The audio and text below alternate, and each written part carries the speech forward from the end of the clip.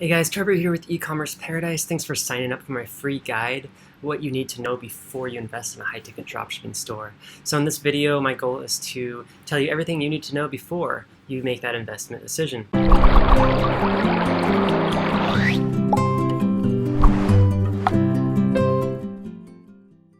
So you have some money to invest and you're looking for the best way to invest it.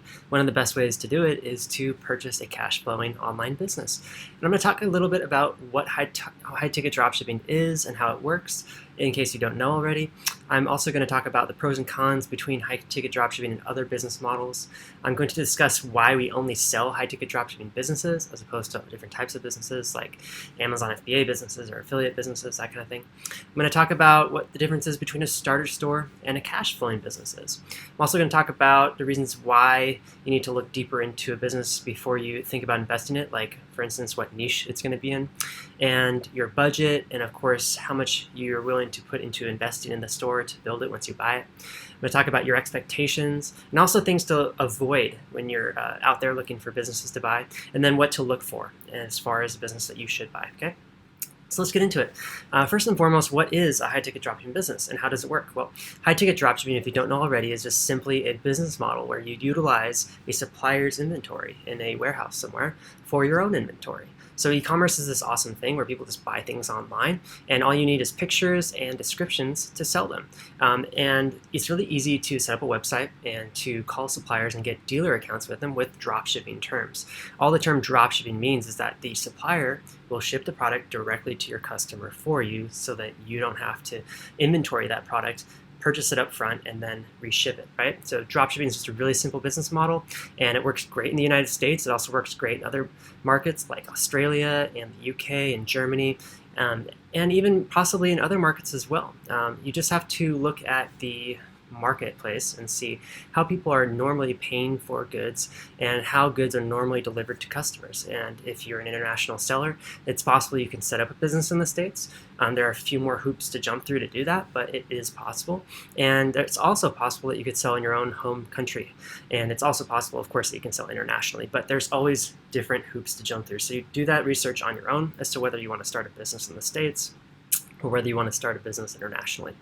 But that's simply what high-ticket dropshipping is. Now, high-ticket, all that means is expensive products. So products that are over $200, sometimes over $1,000, sometimes over $5,000. And the reason why that high-ticket dropshipping is so profitable is because the average profit margin is somewhere between 20 to 30%. And, after expenses, it might be 10 or 15% net margin every month on a store. So it isn't uncommon for you to sell maybe 20, 30 to 50 products a month at an average order value of $1,000 a product. That means you're netting $20,000, $30,000, or $50,000 in revenue every month, which means a net profit of approximately $2,000, $5,000, all the way up to $10,000 or more per month per store. So it's really profitable, and the reason why high-ticket dropshipping works great is because the profits per sale can help you pay for paid advertising.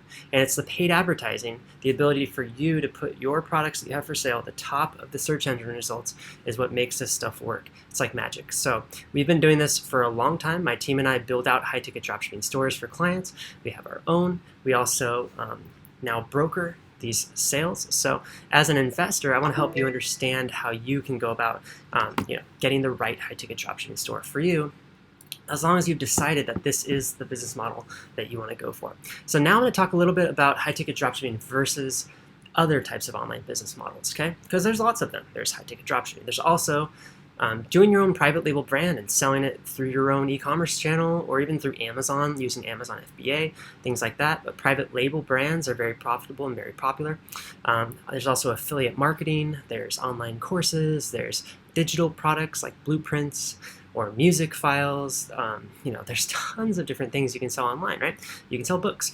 But high-ticket dropshipping is one of the best ways to start because, number one, you don't have to deal with any of the inventory, okay? None of the branding, none of the products and the product development and the packaging, all that stuff is taken care of by suppliers. These are manufacturer, US-based, usually US-based suppliers that warehouse the products. They bring them in bulk from China, or they order them from wherever they ordered them from, but they warehouse them in a warehouse in the States or multiple warehouses, and they ship them directly to clients from there, okay? So really profitable because it's no inventory on your end of it. You don't actually have to buy any of the inventory to get set up with these suppliers. The suppliers will actually set you up with an account, a wholesale account, as if you had like a brick and mortar store, but without having to buy any inventory up front, and it's called a dropship agreement, so it's pretty cool. Now, with that, of course, there comes a lower risk. You don't have to invest $5,000 or $10,000 up front to get your business started. Maybe a few $100 gets a website going, another few $100 to optimize things, make content, stuff like that, and then another few $100 to test ads before you find winning products, and you can launch from there. Now, as an investor, of course, and maybe you don't even really have an idea how to build a site out like this, it makes more sense to put your money into buying a cash flowing store as opposed to trying to build one yourself, especially if you don't have any time. It does take quite a bit of time to do this stuff. So there's an issue there, which is the reason why you're here probably. But I think the main thing that you're probably looking for is a business that you can start or buy that is location independent. And that's one of my favorite parts about this business model, is that you don't have to have a location to run this business. You don't need a brick and mortar retail store. You don't need a warehouse to fulfill products from. And you definitely don't even need an office. You can work from home, you can work from a coffee shop, you can work from a co-working space. So you really don't need a specific location to run this business. Your location is online. Yes, I do usually purchase what's called a virtual office, but that's not really a location you have to be at. That's actually a location your business is at. So people can mail things there, but you don't have to be there to accept it. You pay somebody else to accept that mail for you. Now, with that said, there's a couple of cons to this business model, and I'll talk about that now. So, for instance, if you're an investor, you have a lot of money, and you're considering, why would I have a high-ticket dropshipping store versus buying a private label brand or something like that, where I have more control over the products, more control over the branding, more control over the inventory, more control over the marketing, that kind of stuff. And that's true. With high-ticket dropshipping, number one, there's a lower barrier to entry for competitors to enter a marketplace, because obviously anybody can throw up a store and call suppliers and put product listings up and market them, okay? And with that, there is always going to be new competitors entering marketplaces, and a certain percentage of them will fail within their first year and leave the marketplace. But there's always this influx and outgoing of new competitors and old competitors into marketplaces with this business model, just because it is a low barrier to entry with upfront investment. So keep that in mind. And of course, there is really no control over the products or profit margins. Okay, suppliers control that. They're the ones that are creating the products. So you can't decide, 1 month whether you're going to try to promote a product a lot more, because, you can, but the supplier is going to be the one that controls the inventory of that product. And they also control the price point using what's called minimum advertised price. You can't just run random huge sales on a particular product, because the supplier is probably going to find out and get upset that you're breaking MAP price. Okay, so you have to get really creative with this stuff. And because you're working with suppliers, you want to maintain a good relationship with them. So you don't want to be breaking MAP price, and that's a really bad idea. So you have to be in partnership with these suppliers and kind of be in communication with them all the time, and be talking to them, letting them know what your best sellers are, so they can probably order more inventory up front for the holiday season, that kind of stuff. You can, if you want to grow, is get your own fulfillment warehouse and buy stock and stock it, and if you're, for instance, your supplier has a best-selling product and you're selling a ton of them, and you want to prepare for the holiday season, you could get a space at a fulfillment center, and you can import those products from the supplier. Maybe they have like 50 of them left that they bought, and they're $500 a piece, and you have some cash to invest. So buy that lot and then put it in your fulfillment center. All your competitors will be screwed, because they'll be out of stock, and you'll have all the stock to sell. So everybody's gonna have to cancel their orders. All the customers will come to you naturally, and you'll be able to make those sales and get a better margin on them because you bought them in bulk. So that is one way that you can grow your business. Now, let's talk about why e-commerce paradise, we only sell high-ticket dropshipping businesses. And it's because that's what I focus on. That's what I know the best, and that's where I'm able to serve the marketplace the best. I don't want to just sell any business out there, because honestly, I don't have tons of experience in every single business model, but I do have tons of experience with high-ticket dropshipping, okay? So there isn't really a marketplace out there right now where you can buy just high-ticket dropshipping stores from a specialist, so I'm going to be that specialist for this specific business model. And here at e-commerce paradise, you will only find high-ticket dropshipping businesses for sale on our marketplace. Now, Let's talk about the difference between a starter store versus a cash flowing business. That might be kind of obvious, but I just want to go over this because it's really important. You can buy starter stores. You can buy stores, from like a random Fiverr gig or something like that for like $100. They're just going to put you up a crappy looking store and upload a couple of fake products to it, and voila, you have a starter store. While that's true, and it is possible to get really cheap starter stores, they're not going to be optimized, and most likely they're probably not going to get very good suppliers for you, and obviously they're not going to sell very well. So basically, you get what you pay for. And that's the main point I want to make here, is with a really cheap, crappy starter store, you're probably not going to have a business that's going to be good cash flowing business. You've got to build it from the ground up, really high quality. Okay, and that's what I do for my clients with my starter store packages, with my demo store package and my turnkey store packages. And with a turnkey store, basically what I do is I build it up from the ground up, utilizing all the things that I've learned over time that convert the best. Okay, this includes content, conversion optimization strategies and apps and techniques, and marketing channels like email marketing and Google ads and Facebook ads and content marketing, and getting premium suppliers by calling them on the phone and actually getting real dealer agreements. Doing the research ahead of time as well to find out what the top selling categories are, the top selling suppliers and most trending products are, so that we can enter the market with the best store and the best selection of products and suppliers, so that we have a fighting chance of becoming one of the top stores in that market. That's what I do with my starter store business, but still, as an investor, you should be weary of this kind of a thing, because if you're just getting started with e-commerce and you want to get into high-ticket dropshipping, the problem for you is that you don't have the 10 plus years of experience that I have and my team has. So what you need to do if you're just getting started out and thinking about this is consider buying a cash flowing business, a business that already has orders coming in and has a history of data. And it might be a little bit messier for you in the beginning, but since you'll have orders coming in, you'll find it really easy to dive in and start learning how the business works right away. You're not going to have to fight to get sales because sales are already coming in. You're going to have to fight to learn how to use this business and manage it. And growing it will be more obvious at that point, because you're going to get a ton of communication between you and your suppliers and you and your customers. And when you get all that feedback as a feedback loop from your business as a whole, you're going to understand more about the niche, the target market, and e-commerce in general, how to grow a business. Okay, so I highly recommend, if you're just getting started with your investors, to look at cash flowing businesses. Now, if you are just getting started and you're thinking, wow, a cash flowing business costs a lot more to buy, yes, it's true. It can cost upwards of $30,000, $50,000, $100,000 to buy a cash flowing high ticket dropshipping store. Is it worth it? Yes, it is worth it. If you can't afford that much, should you buy a starter store? Sure, it's a great place to start. In fact, if you buy a starter store from me at Ecommerce Paradise, I give you lifetime access to my high-ticket dropshipping masterclass included with that purchase. So you'll have all the training you need in order to be successful with high-ticket dropshipping in your new starter store, so that you're not going to be stuck trying to figure out what you're supposed to do and how you're supposed to do it in order to grow your store. You'll actually have training to go along with that, including free coaching sessions and concierge onboarding service that we provide.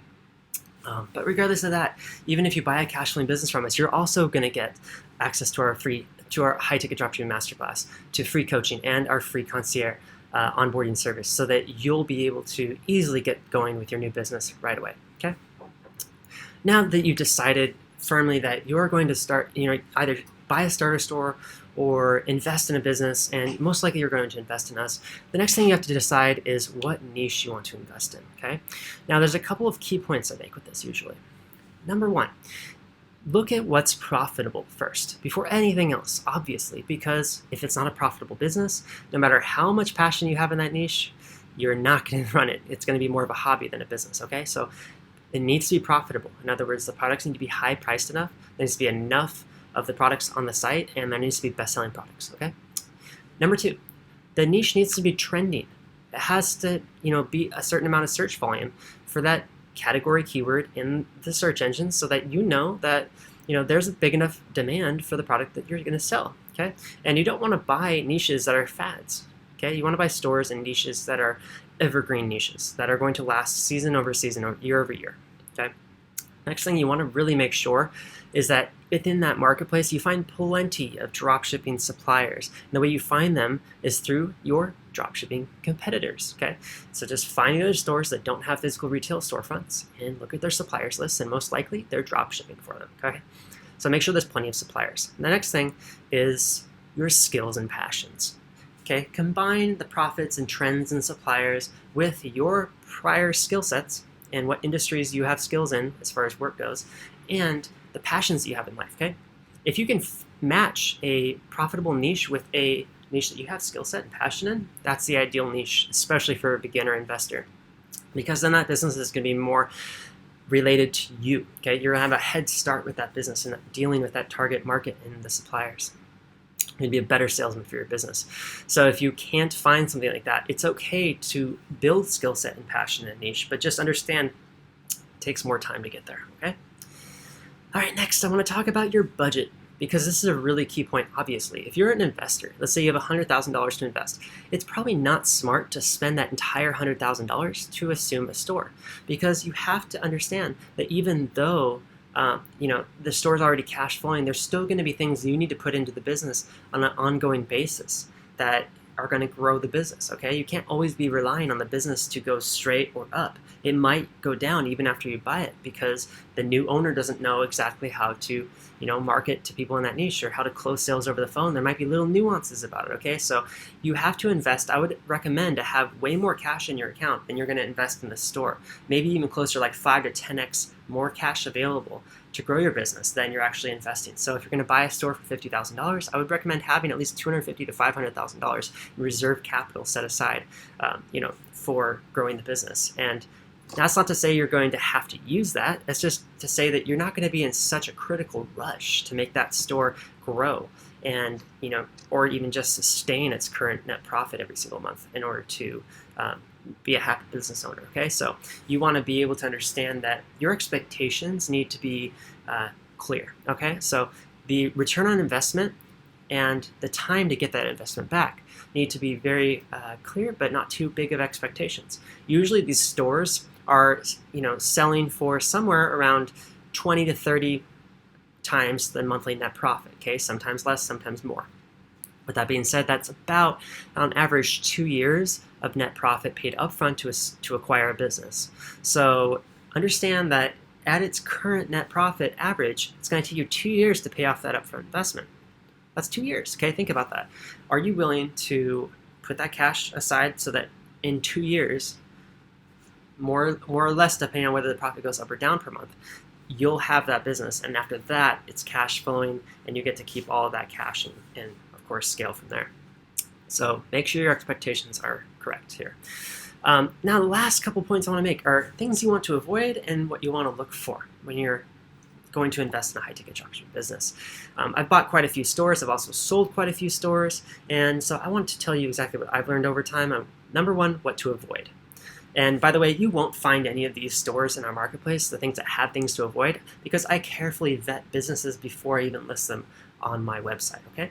So number one, you want to make sure that the profit and loss statement is not showing a net loss in some months, okay? And if it is, you have to really talk to the person that's selling it and see why.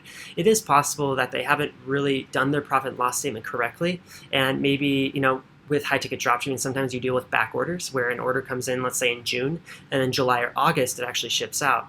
And if they don't put the cost of goods sold with the sales in the month that it came in and it goes out 2 months later, then it's possible that they might have a bunch of orders that came in June and they didn't ship out till September or August or whatever, and then maybe that month was also a little bit lower in sales, so it might show a greatly skewed data. So you have to understand that they need to fix their profit and loss statement. But if that is the case, if you're seeing net loss in a profit and loss statement when you look at a store right away, you need to take a careful eye at that business, see why it's doing that.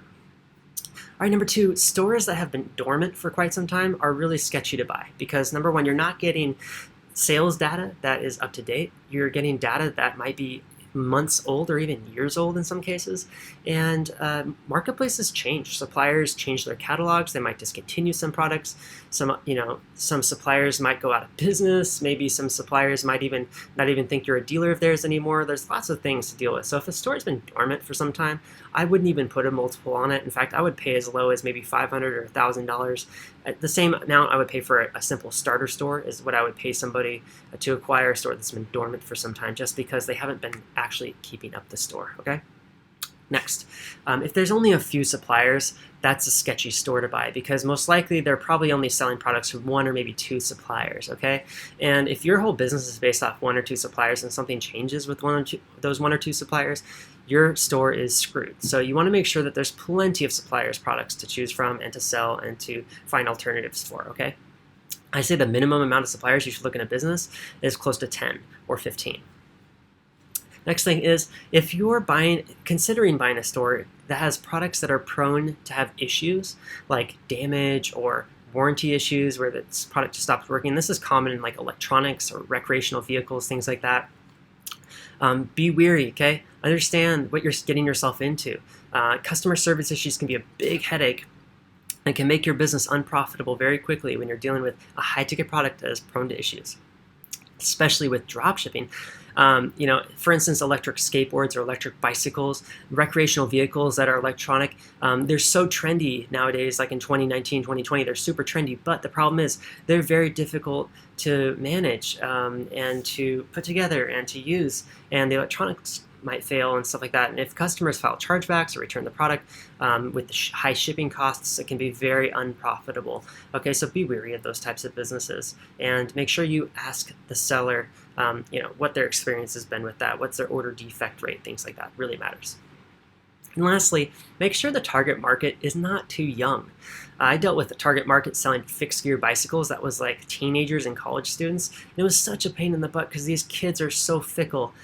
They'll nickel and dime you in every last cent they can get out of you, and they'll bug you like crazy. And so you don't want to deal with the young target market, and you don't want to deal with a target market that doesn't have much money to spend either. So the store that you're going to buy, hopefully the niche it's something that the upper middle class consumes. People that make $50,000, $100,000 a year or more have plenty of disposable income because people like that generally are less fickle and are not going to freak out when little things happen, okay? They have more time. They're going to be relaxed. They have lives and stuff to live.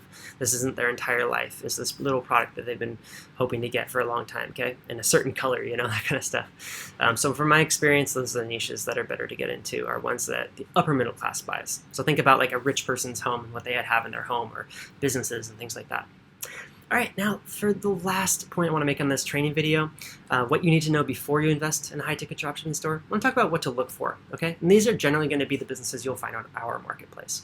So, number one, lots of suppliers. Like I was mentioning before, it's usually good to have over 10 or 15 suppliers, maybe 20, and possibly some distributor suppliers as well, so you can source products that are out of stock from one supplier from another. That's key, okay? Understand that. And you also want to make sure that the suppliers on that website are making products that are readily available. They're not like custom order products that take 2 to 3, maybe up to 6 weeks to fulfill, because then you can run into big issues with customers and chargebacks, okay?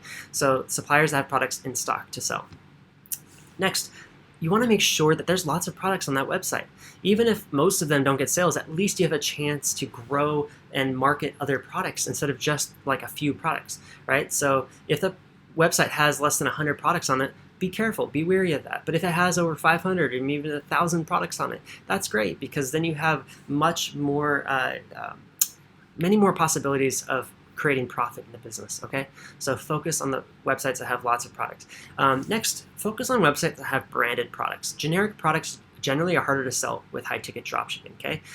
It's easier to sell a branded product that has a SKU number, a model name, and a brand name, as opposed to a product that's just like a regular plain Jane dining table for $1,000. You want to have like a specific model of a wine. Next, you want to make sure that the store has consistent profits every single month. If you're noticing that in that profit and loss statement that there are months that are really high, months that are really low, high, low, something's going on, right? And you want to make sure that the store you're investing in is built well and sustainable. If there are crazy profits going like this, something weird is happening, and clear that up with the seller before that. You want to make sure that the analytics data back up the profit and loss statement, okay? That's really key. So Shopify Analytics and Google Analytics are going to have the same or similar data to the profit and loss statement, very close, okay? Lots of traffic sources. You want to make sure that they're not just using paid ads to get traffic, but they're also getting traffic organically through emails, referrals, and direct traffic, okay? And next, you want to make sure they have an email list of some size, because email marketing is one of the best ways to get customers to buy from you, okay? So an email list of over 1,000 prospects is great. Less is fine too, but You want to make sure they're doing email marketing, and you want to make sure that they have social media accounts that have followers. Okay, the more the better, but just anything is fine. With high ticket dropshipping, social media isn't a huge sales platform. The biggest one is search engines, but at least having social media accounts will show you that they have put the time and effort in that it takes to actually build out a full marketing platform and all these different channels. Okay guys, well I hope this whole video really helped you understand what you need to know before you start to buy or invest in a high-ticket dropshipping store. Now if you'd like to view our selection of vetted high-ticket e-commerce dropshipping businesses for sale, just scroll down and you can check out all the stores that are currently listed on our marketplace, or type into your browser ecommerceparadise.com/marketplace, and you can see all the private listings that are there and all the public listings and starter stores that we have available currently. If you want to book a call with me before you buy, so you can do your own due diligence on a certain store, or you can talk to me about your investing needs and things like that, you can scroll down below and you can book a time to book on the calendar with me so that you can talk with me in private. Okay, I look forward to talking to you. Thanks so much. And again, if you have any questions regarding a certain store or you want to purchase a store, email me at trevor@ecommerceparadise.com or check out today. Thanks so much, and I'll see you in the next video.